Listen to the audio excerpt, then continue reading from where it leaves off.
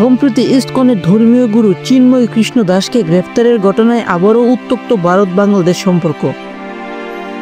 জাতীয় পতাকা অবমাননা ও রাষ্ট্রদ্রোহের অভিযোগে তাকে গ্রেফতারের পরেই এমনই উত্তাল হচ্ছে পরিস্থিতি। ফলে প্রশ্ন উঠছে, কি ধরনের সংগঠন এই ইসকন, কি কাজেই বা করে থাকে তারা? ইসকন মূলত ধর্মীয় ও আধ্যাত্মিক কার্যক্রম পরিচালনার একটি সংগঠন। ইসকনের প্রধান কার্যক্রমের নামে রয়েছে মন্দির নির্মাণ, ধর্মীয় উপদেশ দেওয়া, শ্রীমদ ভাগবত গীতার প্রচার, ভক্তি কার্যক্রম এবং দাতব্য সংস্থা পরিচালনা। মন্দির রক্ষণাবেক্ষণ ও আধ্যাত্মিক অনুশীলনের পাশাপাশি সংস্কৃতি চর্চার অংশ হিসেবে যোগব্যায়াম ও শিক্ষামূলক প্রোগ্রাম করে থাকে এই সংগঠনটি। ভারতে ব্যাপকভাবে কার্যক্রম পরিচালনা করলেও ইসকনের জন্ম কিন্তু ভারতে নয়। 1966 সালে যুক্তরাষ্ট্রের নিউ ইয়র্কে গঠিত হয় ইসকন।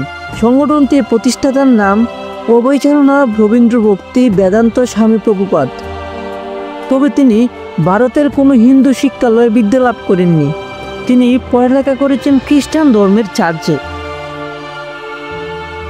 গুঞ্জন রয়েছে ইসকনের পরিচালনার যুগ সদস্য রয়েছে ইহুদিরা, এমনকি ইসরায়েলের নিজেদের কার্যক্রম স্বয়ংক্রিয়ভাবে চালিয়ে দিচ্ছে এই ইসকন। বাংলাদেশে ইসকনের কার্যক্রম জারি থাকলেও সংগঠনটির সদস্যদের বিরুদ্ধে রয়েছে নানা অভিযোগ, প্রতারণা, জমি দখল, যৌন নিপীড়ন সহ বিভিন্ন সময়ে অভিযুক্ত হয়েছে ইসকন সদস্যরা। এমনকি সনাতনী হিন্দুদেরও জমি দখল করেছে এই ইসকন সংগঠনটি। এমন অভিযোগের ফলে বাংলাদেশের সনাতন ধর্মাবলম্বীদের সাথে ইসকনের সরাসরি বিবাদের জড়ানোর ঘটনাও ঘটেছে। সময়ের ব্যবধানে বিশ্বের বহু দেশে সম্প্রসারণ ঘটেছে সংগঠনটির। তবে কিছু দেশে সংগঠনটি নিষিদ্ধ, আর সেসব দেশের তালিকায় প্রথমেই আসছে মালয়েশিয়ার নাম।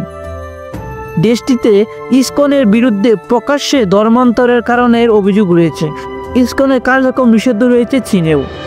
শিয়া শাসিত ইরানেও ইসকনের কার্যকলাপ অনুমতি নেই। এছাড়াও সৌদি আরব ও আফগানিস্তানে ইসকনের কর্মকাণ্ডের অনুমতি নেই।